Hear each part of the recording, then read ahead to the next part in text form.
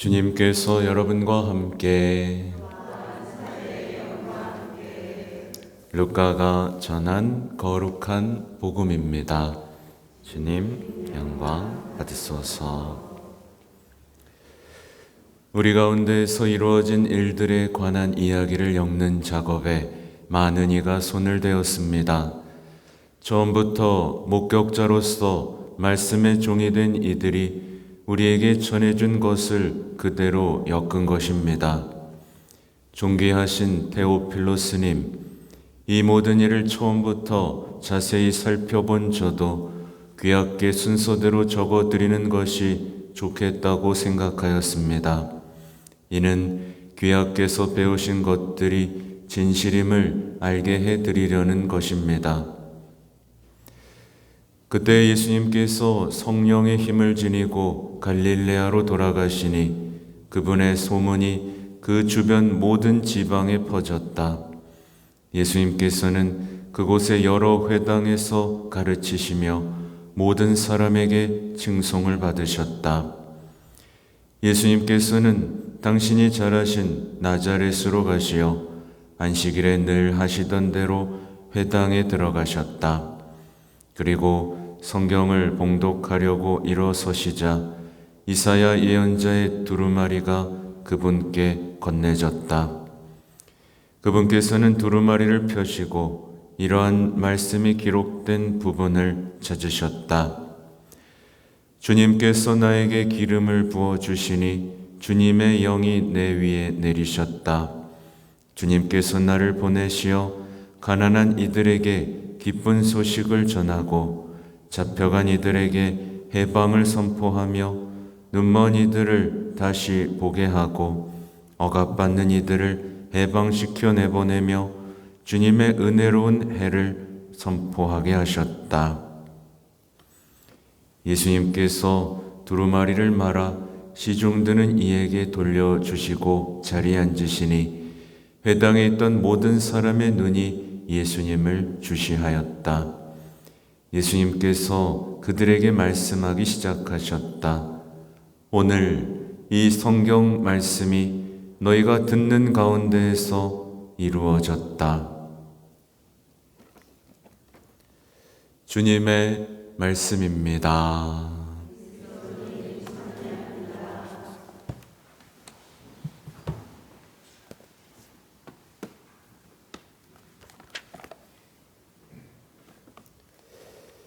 참 예수님,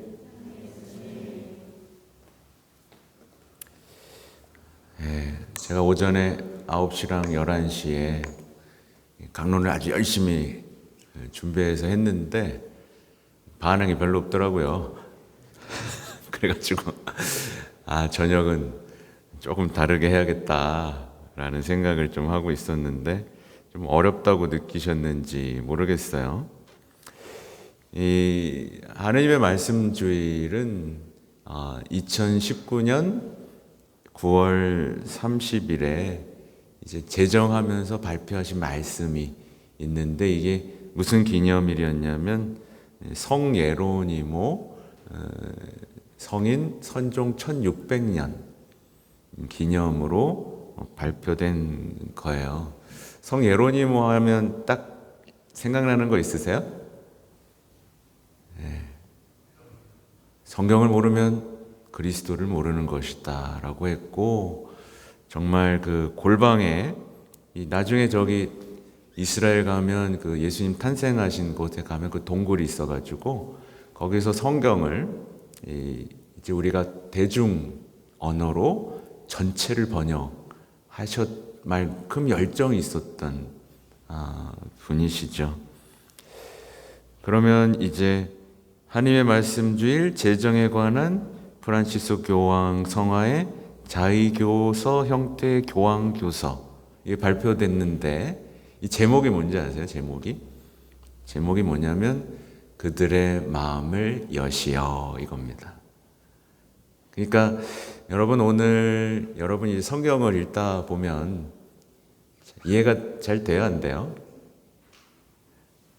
어떤 예수님의 그 생애, 예수님이 하셨던 말씀이 어떤 내 삶을 툭툭 건드릴 만큼 이렇게 이해가 잘 되고 내 삶을 지탱해 주기도 하고 막 이런 그런 체험들이 있어요, 없어요? 있고 싶죠? 그렇죠? 제가 9시 때도 얘기했는데 막 이런 얘기를 하면 나 없는데, 나 안 읽는데, 뭐 이렇게 죄책감에 빠지거나 이런 얘기를 하면 나 혼낸다고 생각하거나, 그래서 다음부터 자꾸 혼내니까 안 나와야지 뭐 이런 생각을 한다거나 이러면 안 되고, 이거는 세상적 사고 방식이에요. 그렇죠? 제가 이제 알려드릴 거는 이 설명을 또 하고 있으면 안 되는데 넘어가죠. 아무튼 그들의 마음을 여시어라는 게 제목인데, 이게 언제 일어난 일이냐면 엠마오 때 일어난 일이에요. 그렇죠? 예수님을 말씀하고 같이 살았잖아요. 말씀이 사람이 되셔서 그들을 제자로 부르시고 그들과 온갖 것들을 다 겪었는데, 이들이 그걸 자기는 알아들었다고 생각했는데 실망해서 어떻게 돼요? 다 끝났어. 예수님 죽었어. 가잖아요. 근데 예수님이 옆에서 같이 걸으면서 설명을 해줬더니 그들의 마음이 활짝 열리면서 이런 거였어 라고 생각하고 나서 갑자기 다시 돌아가죠. 그러면서 뜨겁게 살죠. 그죠?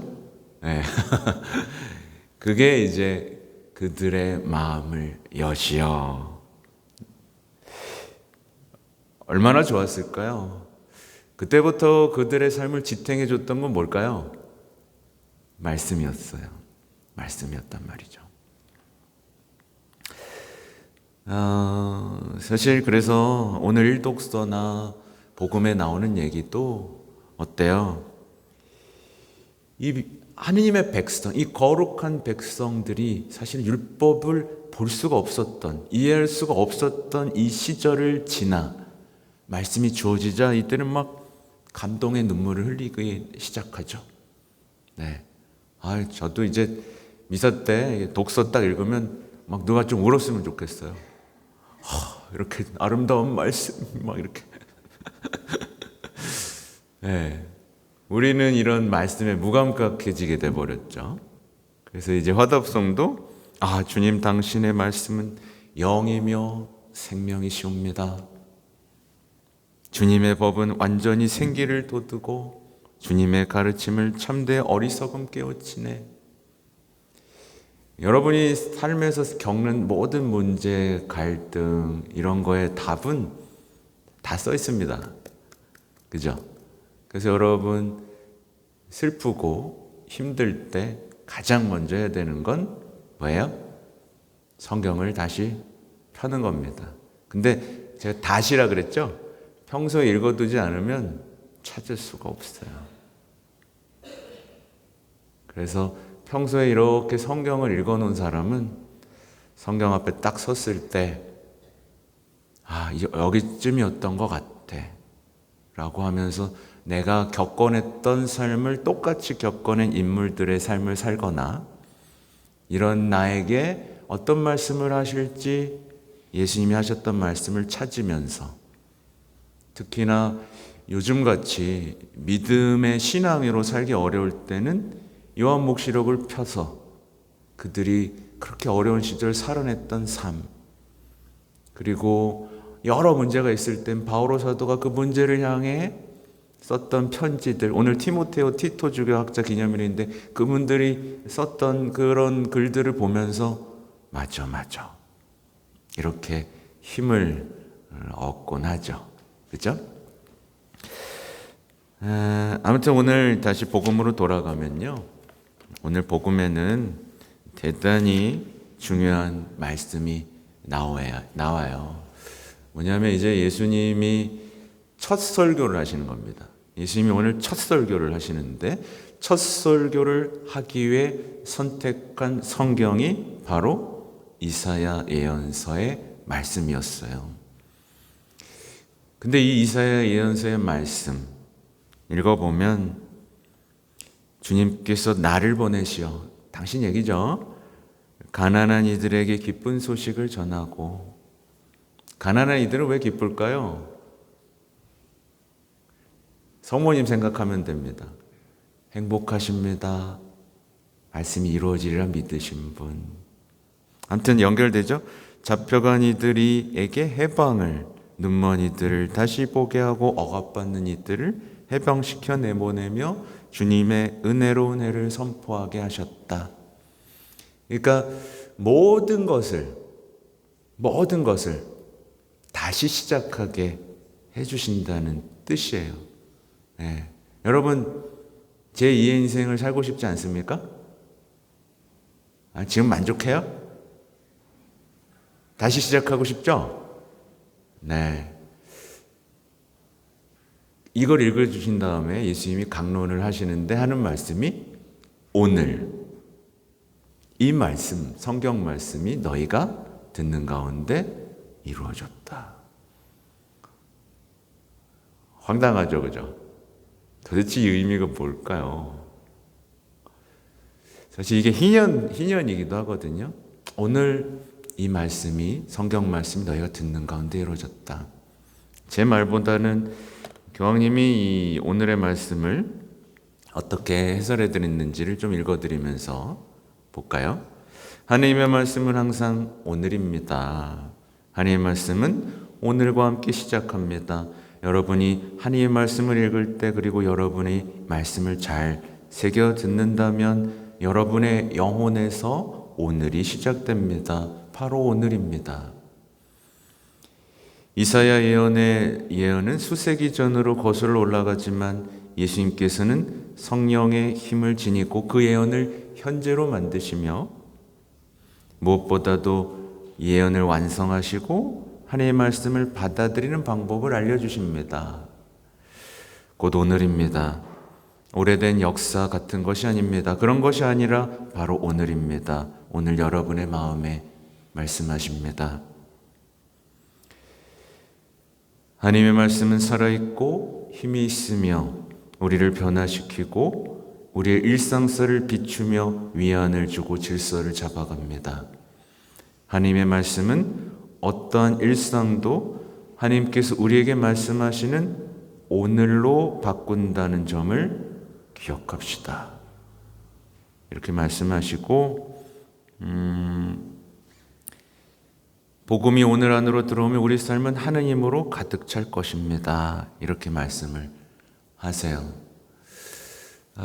그래서 이 영역이 조금 어때요? 확 와닿진 않죠? 확 와닿진 않죠? 근데 이제 아까 방금 그들의 마음을 여시어를 떠올려 보세요. 그들은 모든 것이 실패했다라고 느꼈고 이제 갈 곳도 없다라고 느꼈는데 그 말씀이 옆에서 알아들을 수 있게 되자 오늘을 살기 시작하죠. 생애 가장 행복한 오늘, 그리고 말씀이 이루어지는 오늘을 살게 합니다. 어떻게 하면 여러분의 가슴에 더 와닿게 할까 생각하다가 아까 11시 때 이런 얘기를 했어요. 여러분 이 배우자나 가족들하고 대화가 잘 돼요, 안 돼요? 네, 말이 없어요.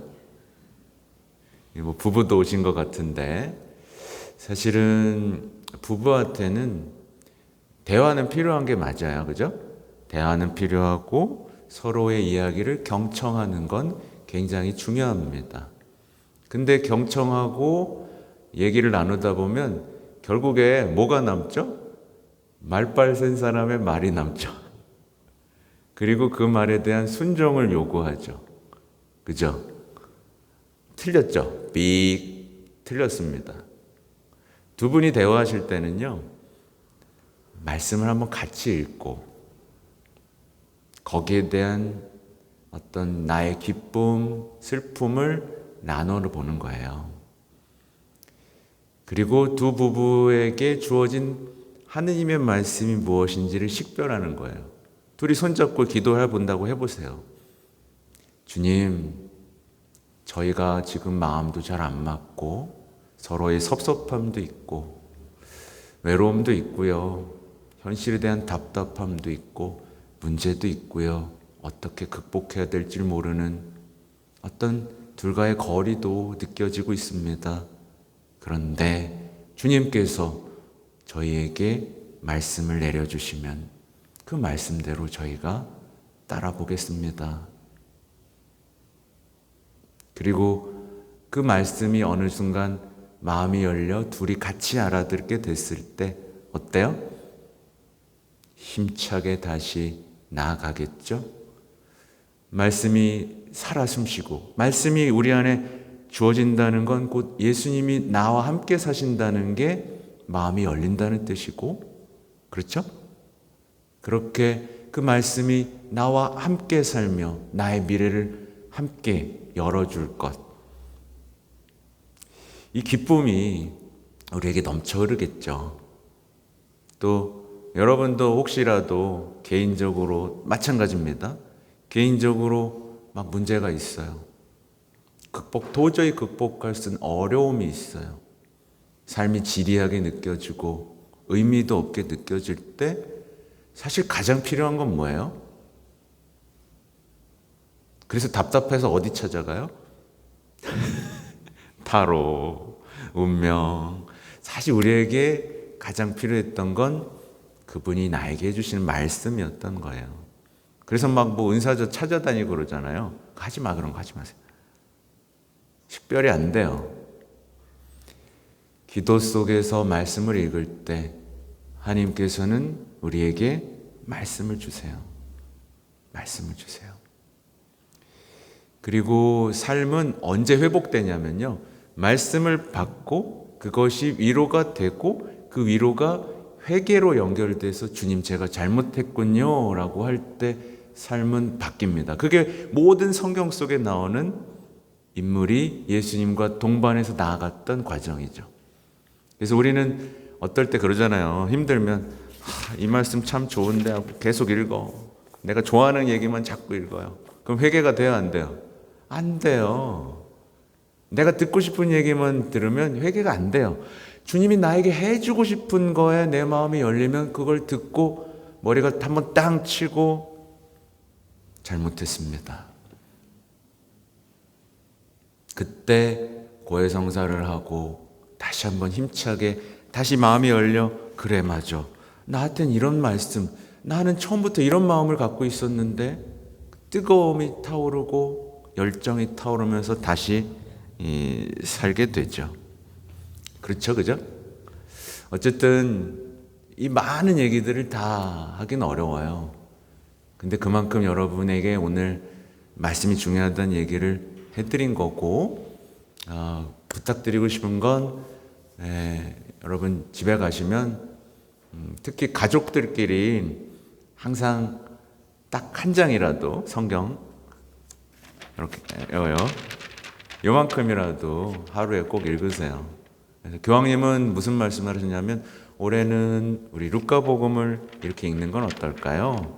라고 하셨어요. 너무 욕심내지 마세요. 나는 뭐 이번 달엔 이걸 다 읽을 거야.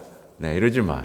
그냥 꾸준한 게 최고입니다. 하루에 한 장, 혹은 하루에 뭐 5분, 그리고 내 일상에서 스마트폰이나 어떤 매체를 줄이고, 그래, 그거부터 하고, 그럼 약속할 수 있죠. 삶은 바뀌기 시작할 겁니다. 바뀌어요. 반드시 바뀝니다. 반드시 바뀌어요. 제가 왜냐하면 여러분에게 충분히 또 교회 가르침까지 계속 넣어드리고 있거든요. 바뀝니다. 우리가 안 바뀌는 이유는 자꾸 드라마나 어떤 미디어 매체를 보면서 우리의 생각의 흐름이 항상 밖에 있는 사람들과 닮아가기 때문에 그래요. 다짐하고 했다가 또 실패하고 우울해하고 요 습관들. 아니요.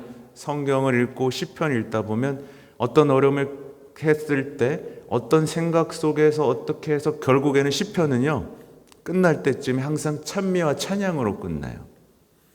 근데 우리는 항상 끝이 뭐죠? 불만과 불평으로 끝나고 죄책감과 절망으로 끝나는 경우가 많죠. 이건 성경적 사고하고 전혀 관계가 없는 거죠. 그래서 성경을 잡고 읽다 보면 성경적 세계관, 성경적 사고방식이 생기면서 우리에게도 이 삶을 기쁘게 살아가고 제대로 살아갈 수 있는 내적 힘. 밖에 사람들은 뭐라 그래 이거를? 회복 탄력성 막 이런 얘기하고 이제부터 나를 위해서 살아야 된다는 얘기하죠. 안 돼요. 그건 안 됩니다.